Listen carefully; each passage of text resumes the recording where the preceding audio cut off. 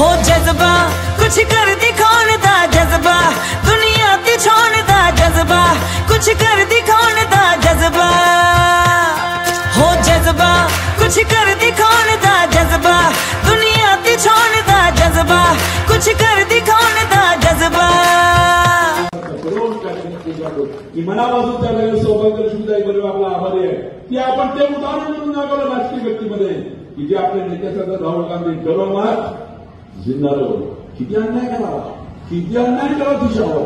अरे गरीब घरची लेकरू, मी नेहमी सांगत होतो त्या ठिकाणी गरीब घरची लेकरू होती, त्या ठिकाणी पार्लमेंटमध्ये त्या ठिकाणी सदस्य वाढले होते, खासदार वाढले होते, अवघ्या 2 पायऱ्या लागल्या होत्या।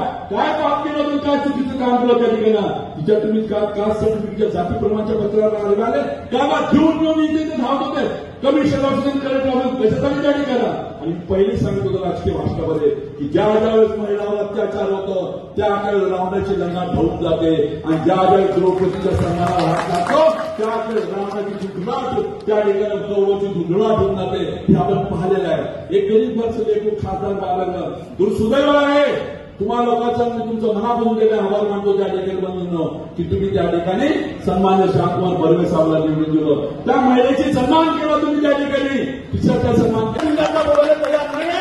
जिल्हा परिषदला पैसे देण्यात त्यांच्या हक्काचे खूप मोठ्या मोठ्या भाषणं, खूप मोठ्या मोठ्या गोष्टी करतात, खूप योजना आणतात, पण आपल्या जिल्ह्याची योजना, आपल्या जिल्ह्याचे लोकांचे जे कामं आहेत त्यांच्या कामासाठी पैसा जो निधी त्यांच्या हक्काचा लागतो तो द्यायला त्यांना आज त्रास होत आहे। त्याचं कारण फक्त आहे तर जिल्हा परिषदची टीम एवढी ऍक्टिव्ह आहे, एवढी समोर आहे की त्यांनी सांसदला निवडून आणलं, त्यांना थांबवलं पाहिजे, नाहीतर येणाऱ्या विधानसभेमध्ये त्यांचे पूर्ण आमदार पडतील।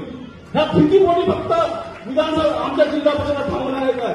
अरे तुम्ही निधीमुळे का थांबवणार? हा कार्यक्रम जो घेत आहोत आम्ही ह्या स्टेज फंडातून जिल्हा परिषद घेत आहोत, याच्यात जेवढं पैसे आपल्या सर्वांचे आवडते आणि ज्यांच्या नेतृत्वामध्ये आम्ही सातत्याने काम करत असतो, ज्यांनी रामटेक लोकसभेचा एक विजय जो